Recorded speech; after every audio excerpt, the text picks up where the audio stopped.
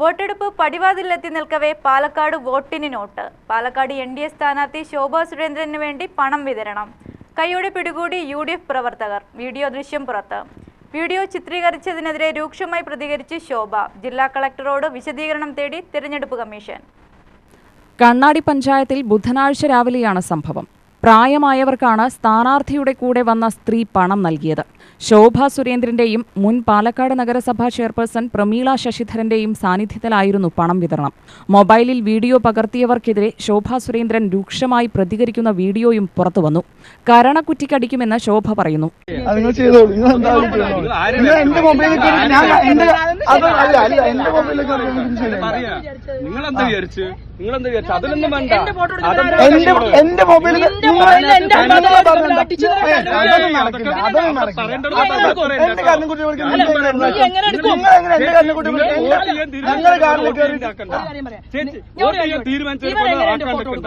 ബഹുമാനത്തോട് കാണാണ്.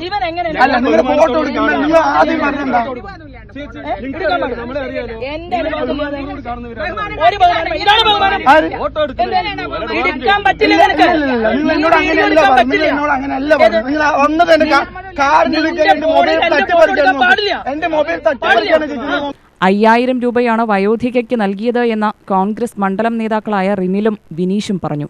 ഇതിനെതിരെ തിരഞ്ഞെടുപ്പ് കമ്മീഷനെ സമീപിക്കുമെന്ന് കോൺഗ്രസ് നേതാക്കൾ പറഞ്ഞു. പണം നൽകിയതിന്റെ വീഡിയോ പകർത്തിയത് കോൺഗ്രസ് പ്രവർത്തകരാണ്. ഈ ദൃശ്യങ്ങൾ പുറത്തുവന്നതോടെ BJPക്കെതിരെ ശക്തമായ വിമർശനമാണ് ഉയർന്നിരിക്കുന്നത്. വോട്ടിന് നോട്ട് എന്നത് കേരളത്തിൽ നടക്കാത്തതാണെന്നും അനുവദിക്കാനാവില്ലെന്നും കോൺഗ്രസ് പ്രതികരിച്ചു. സ്ഥാനാർത്ഥിയെ അയോഗ്യയാക്കണമെന്ന് കോൺഗ്രസ് നേതാവ് KC വേണുഗോപാലും പ്രതികരിച്ചു.